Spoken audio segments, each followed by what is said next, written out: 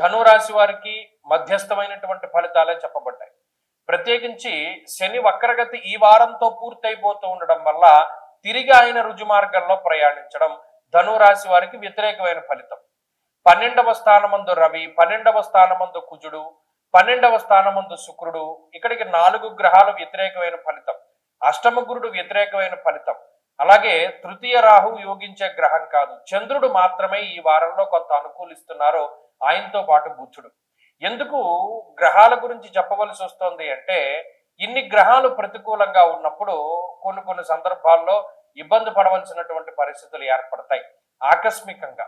అందులోనూ స్వస్థాన నాశనం చేయవ బంధురోగో ధనక్షయం అన్నారు, ప్రవాసం కార్యహాని స్యాత్ అన్నారు.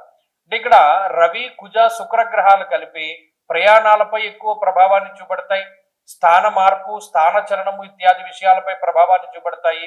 కొన్నిసార్లు మీకు చాలా అనువైనటువంటి ప్రాంతాలని, అనువైనటువంటి పరిస్థితులను కూడా మీరు వదిలి ముందుకు వెళ్ళవలసి ఉంటుంది. సరే, ఇక్కడ ఉంటే మనం కంఫర్టబుల్ గా ఉన్నాం కదా, ఇంకా మనం మారే ప్రసక్తి లేదు అనుకున్నప్పుడు ఖచ్చితంగా మీరు మారవలసి వస్తుంది.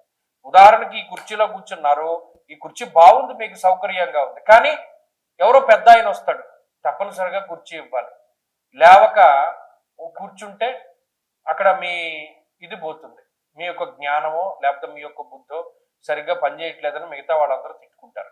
ఇక్కడ తప్పక చేయవలసినటువంటి పరిస్థితులు తప్పితే, మీరు కావాలని చేసినటువంటిది కాదు, ఇతరులు మీ చేత బలవంతంగా చేయిస్తున్నటువంటిది కాదు, మీకు మీరుగానే చేస్తున్నారు, కానీ అది స్వయంకృతం కాదు. తప్పక చేయవలసినటువంటి పరిస్థితులు మీకు ఏర్పడుతున్నాయి, వాటి వల్లే మీరు ఇబ్బంది పడవలసిన పరిస్థితులు ఉన్నాయి.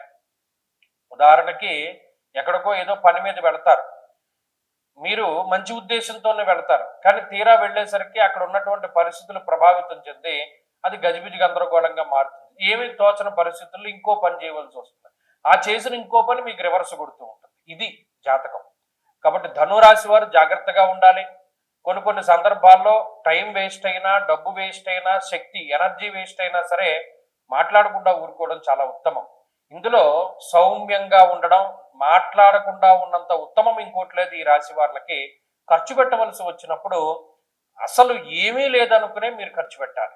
ఈ రూపాయే ఉంది మన దగ్గర, ఇది కూడా పెట్టేస్తే మన దగ్గర ఏమీ లేదు అని అనుకుని ఖర్చు పెడితేనే మీరు నిలుచుకోగలుగుతారు, డబ్బులు నిలబడగలుగుతారు.